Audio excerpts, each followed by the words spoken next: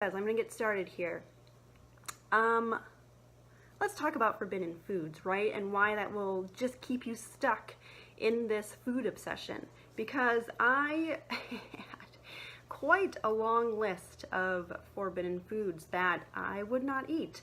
And it would always change for the most part. Granted, some things were stuck on there for a long time, but it didn't help me. And it really just kept that obsession with food like in my mind constantly, because if for some reason I would be given this food item where I would be tempted to eat this food on my forbidden list, then I would get like super anxious and I would get like panic attacks and have anxiety about all of this stuff that would be unnecessary, right? So a lot of times the forbidden foods are going to be processed foods, junk foods, people deem it unhealthy, whatever it is. Granted, it could be different for everyone, and it changed for me, right? So the last bit of my food obsession really was with orthorexia, and I was literally obsessed about only eating healthy, and anything not healthy, I couldn't handle it. So my husband and I never really went out to eat at that time.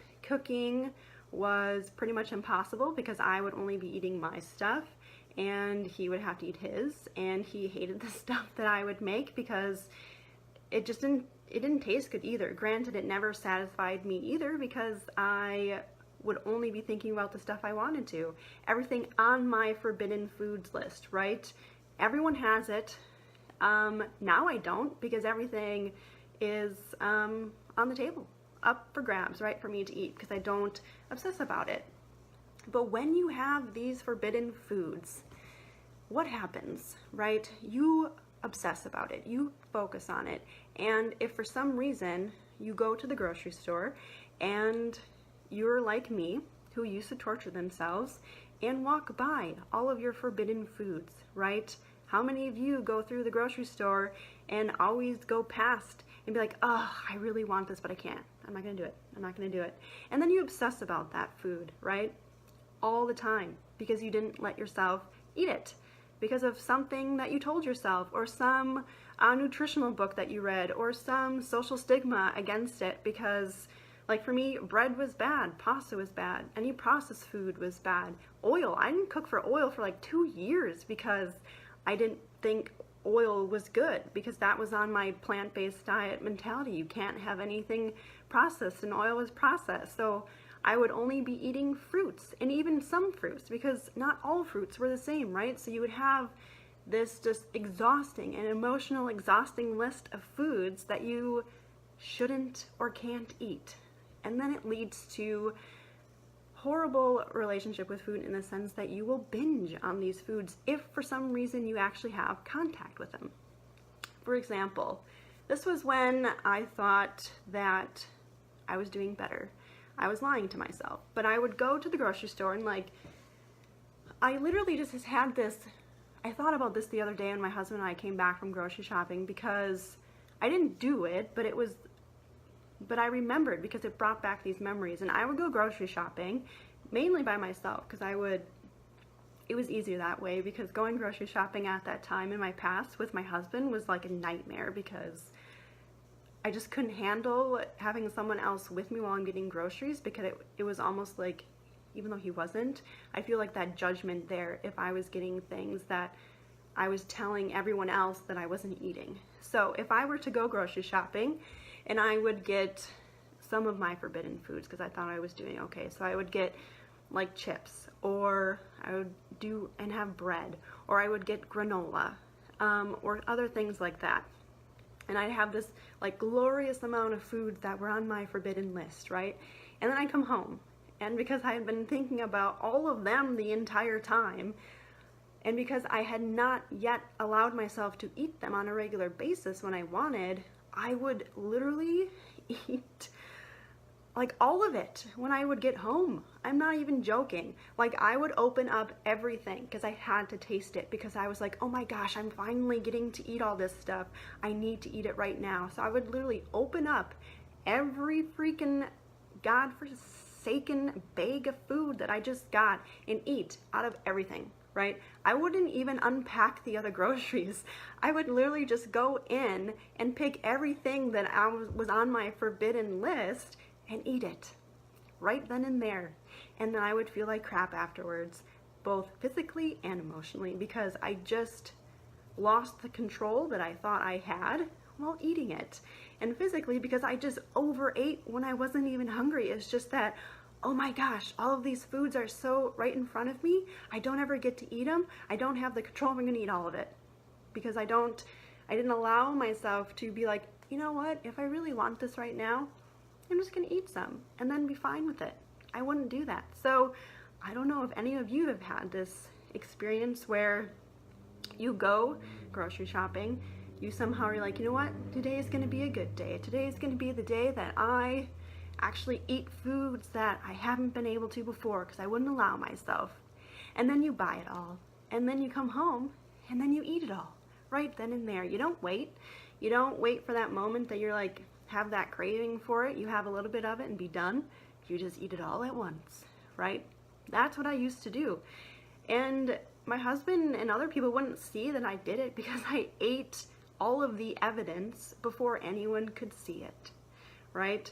And that was a routine thing for me because I wasn't allowing myself to eat the forbidden foods that I wanted. And I was so obsessed with it. And it consumed every freaking thought that I had. It was about food, right? So people will ask, well, how did you overcome that? And I actually wrote a blog post about this a while back. I ate them. I ate all of my forbidden foods, not at once, but I did it slowly because, as that example I just gave, if I were to buy everything that I would not allow myself to have eaten for over those past 15 years that I was consumed by this, that would not be a good idea. That would only lead to binging and emotional eating. So, and then restricting thereafter because I ate too much. So what I did, one, I'm going to suggest you guys do this too. If you find that you have a forbidden food list, because I know that you do, write it all down, right? Write all of your forbidden foods that you tell yourself that you should not or cannot eat, all right? Write it all down. And it could be a long list. My list was pretty darn long because I wouldn't allow myself to eat a lot of things, and I would only eat pretty much the same thing every day, right? Or when I would meal prep, so I would have the same, literally the same for breakfast, lunch, and dinner, the same thing every day for like a week. And then I would potentially switch and then do the same thing. So I would be eating the same things the whole week, and then maybe the next week switch it up slightly because I had such a small list of foods that I would eat. So, one, write all of the forbidden foods on a list. Make a list of it. Two, go buy some. Eat it, right? And some of those food items that you're going to find, you might not always make them, right? You might not make them at home. It might be something that you don't eat when you go out to eat, things like that that you enjoy. So, one, write them down. Two, eat them slowly. Right? Don't do everything at once. It's very, very overwhelming, especially if this literally scares the shit out of you to want to eat these foods. Okay? So what I did, and what I really recommend to the women that I work with, is to do it slowly. Pick one item, literally just one item, buy it, or go out to eat and eat it for the week, right? You could buy one item, and every day when you're thinking about it, you know what, I really want this. I'm going to have some right now. Have a little bit, and then move on. If even later in the day you're noticing, I want it again, eat it and move on. A lot of these things, and I've actually found this, I would be obsessing about these foods forever.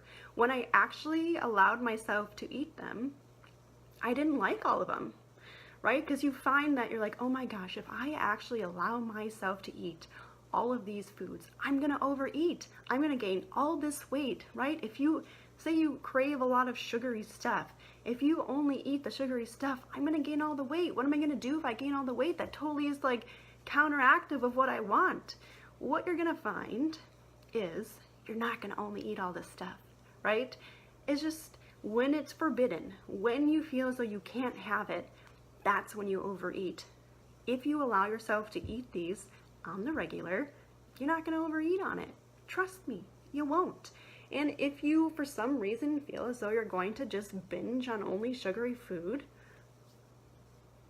guess what? You're gonna crave other things, right? Just like if you only try to eat healthy, you're always craving other things because there you don't have that balance. So when you allow yourself to have that balance and you really allow yourself to eat the things that you actually want to eat, you don't binge on it. You don't overeat on them because you are having that balance and you're allowing yourself to eat the things that you really love. And like I said, when I actually allowed myself to eat some of these forbidden foods, I found that I actually didn't have that much interest in it. And it changed because when I ate it, I'm like, yeah, this is fine, but it's not as all hyped up as I thought it was going to be because I just kept lying to myself about it. All right, so make sure that you let yourself eat these things. And what I used to do when I was sort of going through these stages of letting myself eat these forbidden foods and how really liberating and empowering it was to eat this and then not have so much guilt and shame and these feelings of having to restrict after was amazing.